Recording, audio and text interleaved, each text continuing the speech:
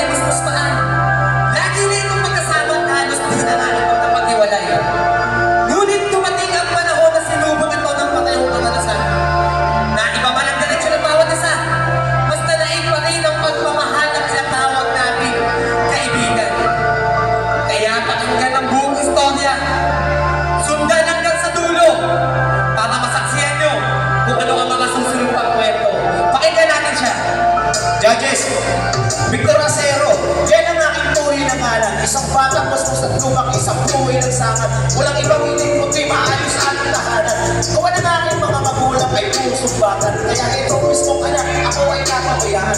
Hindi na lamang, meron pa akong inaasahan. Isang kaibigan na kailanman di ako iniwanan. Sa hirap palayas, diyan niya ako tinabayan. Waling gawain, tanging aming pinasalayan. Mga araw, ako ng pigil ang kamatayan. Pero wala base sa akin, di lang ako at ito'y walang atrasan. Tandaan aking di na lakaran. Pero sa aming dalawa, ako yung pinaka. Ang batang pinakasalbahe na kilala niya. Pero dahil kaibigan niya ako, ay wala akong narinig. Na kung ano mga ayaw niya sa akin, doon ako bilib. Meron lang ba ako? Nung ako ay makulong, walang narating na tumanaw sa S. Ang puro kulong, ako ay mag-isa. Sa ilang araw at gabi, walang kausap, balisa, madalas di mapakali. Kaya lang pag-isipan ko na makatakas.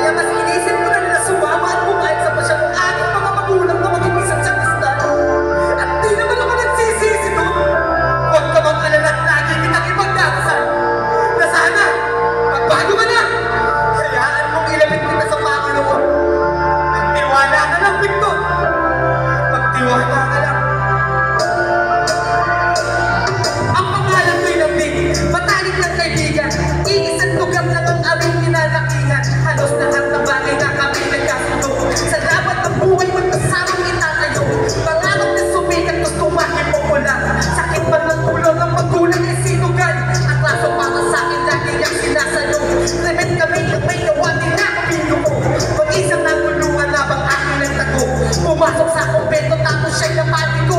Pinili niyang patigasin, puso ng mamon. Kaya binansagang asayang ko mula noon.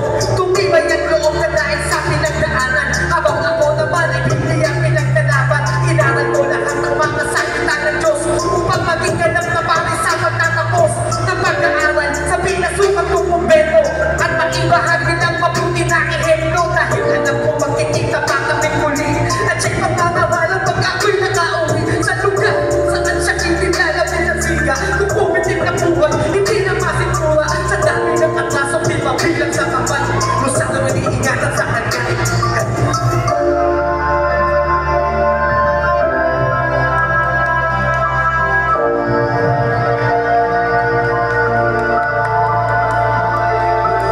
Uy, Darting! Pare ka na. Hindi kita nakilala. Bagay na bagay sa'yo, bestida mo ah. Ano ba atin ba hindi?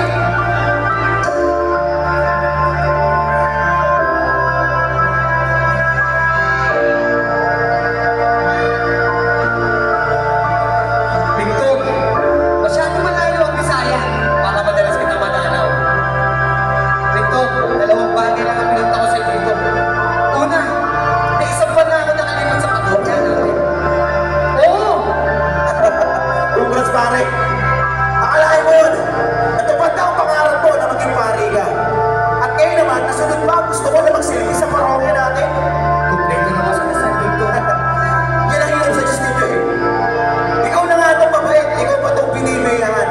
At dapat yan sana tulungan na yung mga kaya kong pinahihirapan dito eh. Walang kinikilingan ng Diyos. Maniwala ka. Teka na, hindi wala tayo sa simbahan. Victor, bago ang lahat, meron pa akong huling sasabihin sa'yo. Ano na naman yan, Darting? Tumanaw na ang iyong mga magulang. Mga disgrasya at sinasakay. Ano naman ngayon? Victor, nasa simbahan na sila. Baka naman gusto mong dalawin. Dalawin!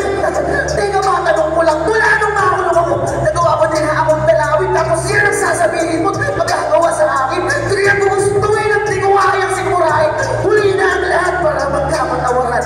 Sa simbuhay ka doon at di mo matatanggihan, di ba isama rin lang ako na walang iwanan. Kung di ka tumupad, kaya huwag mo kong diktahan. Sinarili mag-isa sa parusang nakabang.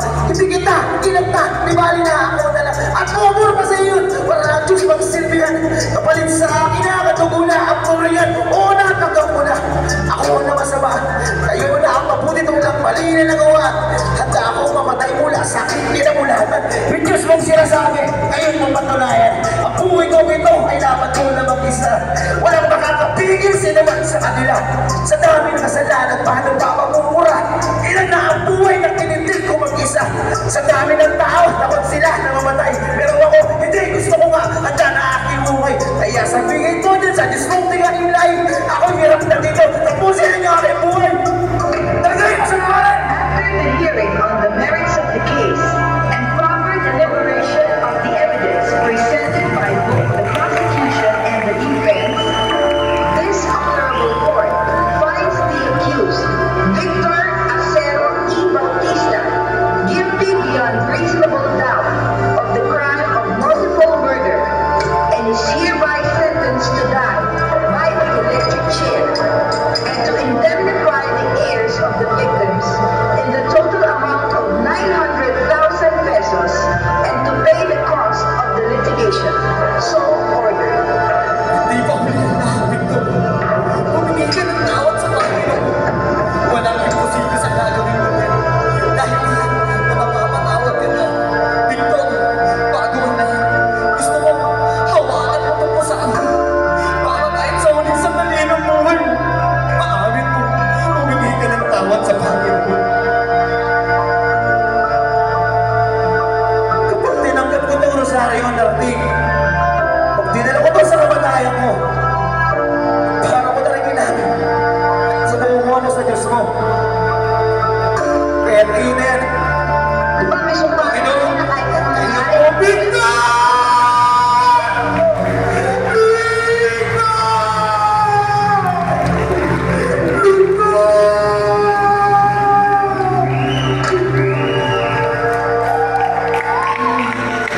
Maraming salamat po. Kami po ang kasayang duwan ng nagulapan ng North Caloocan. Sana inyong magustuhan. Ayaw din namin kaya para sa inyo. Salamat po.